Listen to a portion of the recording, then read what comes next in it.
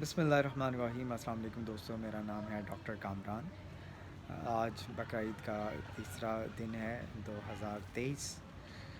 अभी ये जो बैकग्राउंड नॉइज़ेज़ हैं तो इससे आपने परेशान नहीं होना, क्योंकि मेरा घर बिल्कुल मेन रोड के करीब है और हर वक्त यहाँ पे इस तरह की जो शोर शराबा है, कभी कोई रिक्शा जा रहा है, कभी बाइक आ गया, बच्चे खेल रहे होते हैं, तो ये आवाज़ें आती रहती हैं। अच्छा, इस वीडियो में मैं आप लोगों के साथ उन पॉइंट्स पे बात करूँगा कि अगर आप यूरोप के लिए, अमेरिका के लिए या जो भी डेवलप्ड कंट्रीज़ हैं उनके वीज़ाज़ के लिए अप्लाई करना चाहते हैं तो आपको किन चीज़ों का ख़्याल रखना चाहिए या कौन सी चीज़ें इसमें इम्पोर्टेंट होती हैं। तो मेरे ख़्याल में 3 सबसे इम्पोर्टेंट चीज़ें जो हैं वो, एक तो आपकी आपकी अपनी प्रोफ़ाइल है, दूसरी आपकी बैंक स्टेटमेंट है और तीसरी आपकी ट्रैवल हिस्ट्री है। ये 3 जो चीज़ें हैं ये सबसे ज़्यादा इम्पोर्टेंट होती हैं। तो जब भी आप किसी भी वीज़ा के लिए अप्लाई कर रहे हैं तो पहले ख़ुद कम से कम आप वीज़ा ऑफ़िसर की जगह अपने आप को रख के देख लें कि अगर आपके पास कोई केस आता है और वो इस प्रोफ़ाइल का हो, तो क्या आप ऐसे केस को आप एक्सेप्ट कर लेंगे, उसका वीज़ा इशू कर देंगे। अगर आपका दिल चाहे कि हाँ वाक़ई में इसको वीज़ा इशू होना चाहिए, तो ठीक है, गो अहेड और आप अप्लाई करें, तो इंशाल्लाह अल्लाह से अच्छी उम्मीद रखें कि आपका वीज़ा लग जाएगा। लेकिन अगर आपका दिल ये कह रहा हो कि वाक़ई में ऐसा नहीं है, मेरे प्रोफ़ाइल इन 3 बेसिस के ऊपर किसी सूरत भी नहीं लगता, जस्टिफ़ाई नहीं करती और मैं अगर वीज़ा ऑफ़िसर की जगह हूँ तो कभी भी मैं ये वीज़ा ना लगाऊँ, तो फिर बेहतर है कि आप उस वीज़ा के लिए अप्लाई ना करें। क्योंकि देखें, जो वो वीज़ा ऑफ़िसर जिसका हर रोज़ काम ही यही है, तो आप अगर ये जज कर रहे हैं तो उसके लिए तो ये जज करना कोई मुश्किल काम नहीं है कि आप वाक़ई में आपकी जो इंटेंशंस हैं वो विज़िट की हैं या जस्ट आप ये एक टूल यूज़ करना चाहते हैं और वहाँ पे आपके वापस आने का कोई प्लान नहीं है। तो सबसे पहले तो आपकी प्रोफ़ाइल है वो सबसे ज़्यादा मैटर करती है कि आपके अपने होम कंट्री में क्या कर रहे हैं, आपकी जॉब का क्या स्टेटस है, आप बिज़नेस कर रहे हैं तो वो बिज़नेस किस लेवल का है, आप टैक्स पेयर हैं, नहीं हैं, क्या आपकी जो इनकम है वो आपको अलाउ करती है कि आप इस तरह के विज़िट कर सकें। जैसे कि मैं थोड़ी सी एग्जांपल देता हूँ कि अगर एक इंसान ऐसी जॉब कर रहा है जिसमें एक इंसान का जो गुज़र बसर है वो इंतहाई मुश्किल है अपने होम कंट्री में भी, और वो यूरोपियन कंट्री का वीज़ा अप्लाई कर रहा है जहाँ पे एक्सपेक्टेशंस हैं कि उसकी 6 महीने से साल की जो सैलरीज़ हैं वो उसकी एक विज़िट में लग जाएंगी। तो आप इमेजिन करें कि वीज़ा ऑफिसर आपको कैसे वीज़ा लगा के आएगा, तो ऑलमोस्ट ये पॉसिबल नहीं है। ठीक है।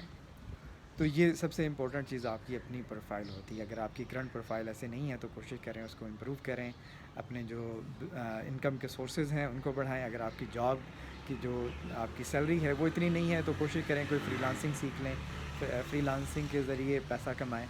तो वो भी डॉक्यूमेंट्स आप एक्स्ट्रा अटैच कर सकते हैं जो जस्टिफ़ाई कर सकते हैं कि वाक़ई में आपके पास जो इनकम सोर्स हैं वो आपकी आपकी जॉब के अलावा भी हैं, जो कि ये शो करते हैं कि आप अपने जो ट्रिप है उसको स्पॉन्सर कर सकते हैं। फिर दूसरी चीज़ आपकी बैंक स्टेटमेंट होती है। बैंक स्टेटमेंट भी एक इम्पॉर्टेंट डॉक्यूमेंट होता है किसी भी वीज़ा को अप्लाई करने में। तो बैंक स्टेटमेंट भी ऐसा नहीं है कि आप अपने किसी जानने वाले से पैसे आपने लिए, अपने अकाउंट में रखवा दिए और आपने उसके ऊपर वीज़ा अप्लाई कर दिया, ऐसा नहीं है। बल्कि बैंक स्टेटमेंट बेहतर ये है कि अगर आप सैलरीड पर्सन हैं तो आपकी अपनी सैलरी से वो बैंक स्टेटमेंट बनी हो। तो नॉर्मली 6 मंथ्स की बैंक स्टेटमेंट रिक्वायर करते हैं ये कंट्रीज़। तो आप अगर कहीं पे अप्लाई करने का प्लान कर रहे हैं तो पहले से आप अपनी जो बैंक स्टेटमेंट है उसको मेंटेन करना शुरू कर दें। और ऐसा भी नहीं है कि उसमें बिल्कुल ट्रांज़ैक्शन ना करें, कुछ ट्रांज़ैक्शंस होती भी रहें और कोई ऐसी ट्रांज़ैक्शन ना करें जो कि आपके केस को डाउटफुल बनाए। यानी कि इकट्ठे, जैसे अगर आपने 1 महीने बाद अप्लाई करना था तो 1 महीना पहले आपने इकट्ठे 5-6 लाख अपने अकाउंट में ऐड कर दिए, उससे पहले आपके अकाउंट में कोई ख़ास पैसे नहीं थे, तो वो आपके लिए जस्टिफ़ाई करना मुश्किल हो जाएगा कि वो पैसे क्यों ट्रांसफ़र हुए हैं। हाँ, अगर आपके पास कोई रीज़न है, कोई ऐसा आपका एरियल्स कोई ऐड हुए हैं आपके सैलरी के साथ आए हैं, या कहीं से आपने कोई अपनी ज़मीन बेची है, मकान बेचा है, तो उसका डॉक्यूमेंट फिर साथ ज़रूर अटैच करें। अच्छा, वीज़ा के लिए फिर तीसरी चीज़ है वो ट्रैवल हिस्ट्री है। अगर आपने विज़िट वीज़ा के लिए अप्लाई करना है और स्पेशली अगर आपकी इंटेंशंस ये हैं कि आपने शो करवाना है कि आप विज़िटर्स हैं, आप दुनिया देखना चाहते हैं, तो फिर وہ جسٹیفائی کرنے کے لیے آپ کے پاس ٹریول ہسٹری ہونی چاہیے.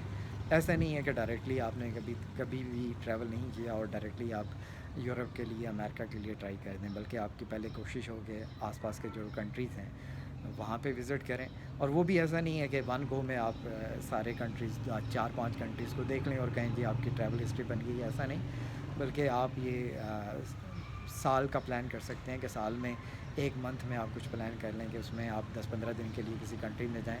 تو اس طرح سے جب 4-5 سال لگاتار آپ ٹریول کرتے رہیں گے, اس کے بعد آپ جب ٹرائی کریں گے تو پھر زیادہ چانسز ہوں گے کہ آپ کے ویزا لگ جائے گا. تو یہ تو خیر جنرل گائیڈ لائن ہے جو آپ کسی بھی ڈیولپ کنٹری کے لیے اپلائی کر رہے ہیں. تو اسی طرح سے ہے کہ جب آپ یورپ کو ٹارگیٹ کرتے ہیں, آسٹریلیا کو ٹارگیٹ کرتے ہیں یا امریکہ کو ٹارگیٹ کرتے ہیں, تو اس میں تھوڑے ڈفرینسز ہیں. جیسے فار ایگزامپل آپ یو کے لیے ٹارگیٹ کرتے ہیں تو وہ ڈاکومنٹیشن سے زیادہ آپ کے جو انکم کے سورسز ہیں ان کے اوپر زیادہ فوکس کرتے ہیں کہ آپ نے جو بینک اسٹیٹمنٹ لگائی ہے تو اس میں کوئی بھی سورس ایسا نہیں ہونا چاہیے کہ جو آپ جسٹیفائی نہ کر سکیں. اسی طرح اگر آپ یورپ کے ویزا کے لیے ٹرائی کر رہے ہیں تو ان کے لیے آپ کی جو ڈاکومنٹیشن ہے وہ زیادہ امپورٹنٹ ہوتی ہے. تو خیر یہ تو کچھ کنٹری اسپیسیفک چیزیں ہیں, لیکن جو جنرل گائیڈ لائنز ہیں, جو 3 مین چیزیں ہیں وہ میں نے آپ کے ساتھ شیئر کر دی ہیں, جس میں آپ کی اپنی پروفائل ہے, آپ کی بینک اسٹیٹمنٹ ہے, آپ کی ٹریول ہسٹری ہے. تو یہ 3 امپورٹنٹ چیزیں ہوتی ہیں, ان پہ آپ فوکس کریں تو اس کے بعد آپ اپلائی کریں گے تو انشاءاللہ امید ہے کہ اس کے آپ کے ویزا لگنے کے زیادہ چانسز ہوں گے. اپنا خیال رکھیے گا. اللہ حافظ.